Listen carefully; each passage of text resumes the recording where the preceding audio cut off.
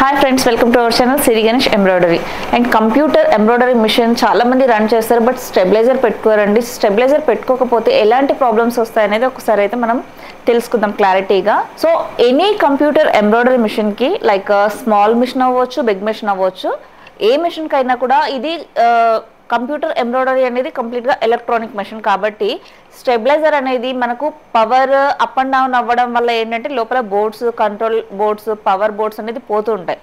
So కాబట్టి ఆ problem మనకు రాకూడదు అంటే కంపల్సరీగా మనం స్టెబిలైజర్ పెట్టుకోవాలండి. మినిమం కెపాసిటీ 1 kV ఉంటే స్టెబిలైజర్ సరిపోతుంది.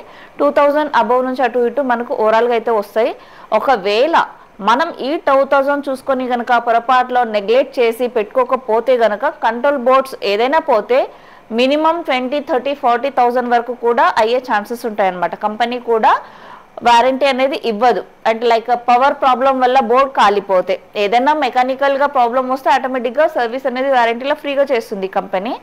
సో మనం పవర్ సెక్యూర్ చేసుకోకుండా ఏదైనా ప్రాబ్లం మనం ఓన్గా క్రియేట్ చేసుకున్నామంటే కానీ అది కస్టమర్ రెస్పాన్సిబిలిటీ అవుతుంది. సో ఎవరికి ఏ ఎంబ్రాయిడరీ మిషన్ ఉన్నా కూడా వాళ్ళ రెస్పాన్సిబిలిటీ తీసుకొని స్టెబిలైజర్ కనుక మనం యూస్ చేసినట్లయితే చాలా బెటర్ ఉంటుంది అండ్ మెషిన్కి కూడా చాలా సేఫ్టీ అండి. సో చూసారు కదండి, ఈ వీడియో నచ్చినట్లయితే షేర్ చేయండి, లైక్ చేయండి. Thank you. నేను మీ మహాలక్ష్మి, సైనింగ్ ఆఫ్.